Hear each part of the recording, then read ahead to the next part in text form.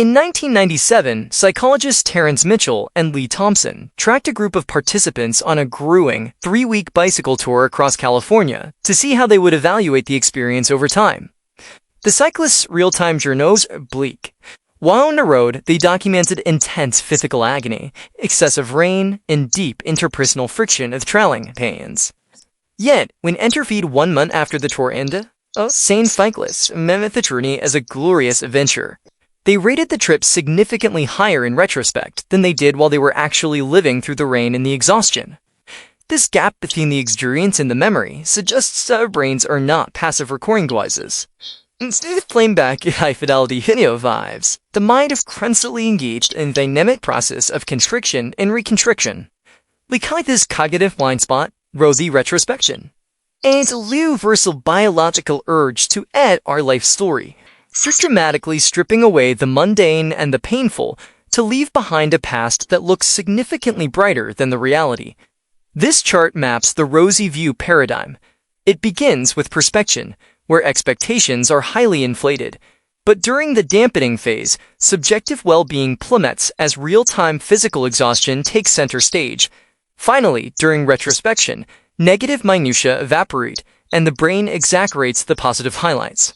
This data shows that the rosy view isn't just about forgetting, it's an active, systematic deletion of the irritating reality, designed to preserve a more fulfilling version of our history. The engine behind this editing process is the fading affect bias.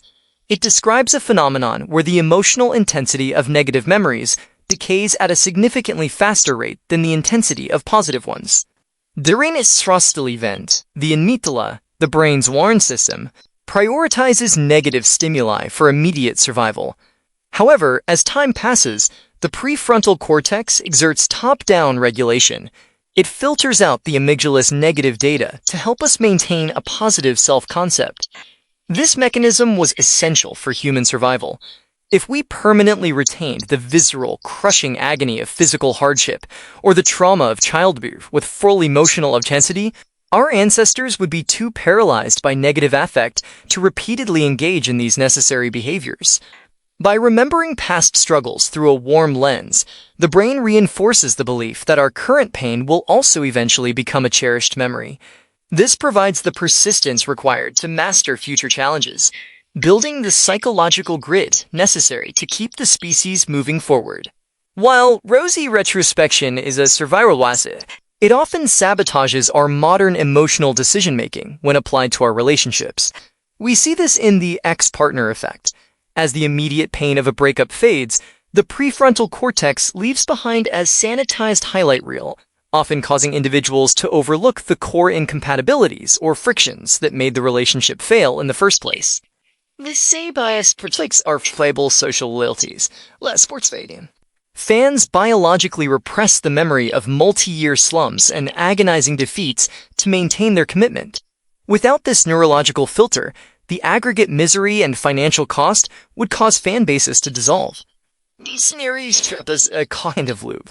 We confuse the abstract, neurologically sanitized lying of nostalgia with a genuine desire to reprint an incompatible or painful situation.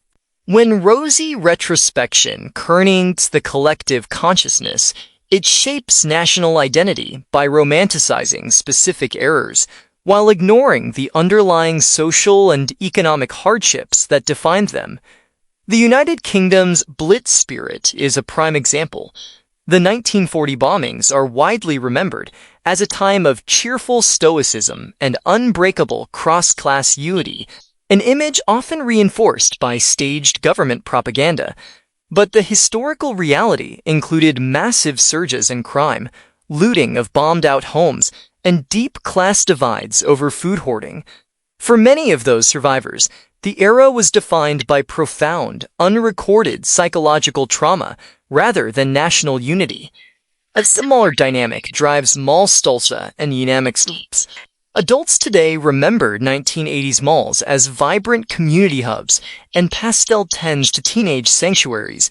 Yet at the time, these spaces were widely criticized by journalists and parents as bleak centers of consumerist alienation and edge city envy. What was once seen as a tragic symptom of a disconnected society has been overwritten by the rosy memory of adolescence itself. In both cases, societies collectively overwrite socio-economic anxieties with comforting aesthetics, creating a highly sanitized version of history that bears little resemblance to the facts. This collective illusion leads to declinism, the predisposition to view the future as a downward slide. When we use a fabricated perfect past as our baseline, we are forced to conclude that the present is inherently more unstable and worse than it used to be. Political movements often weaponize this biological vulnerability. By exploiting our collective rosy retrospection, they can drive campaigns based on restoring a simplified, morally coherent past that never actually existed. This tactic spans the globe. Authoritarian regimes, like Vladimir Putin's in Russia, deliberately overlook historical atrocities and economic failures, leaning on a romanticized imperial past to justify modern geopolitical aggression. Nostalgia is a biological coping mechanism designed to keep us moving forward. That when we allow the mind's protective lie to dictate our modern political and social reality, a gift becomes a dangerous liability.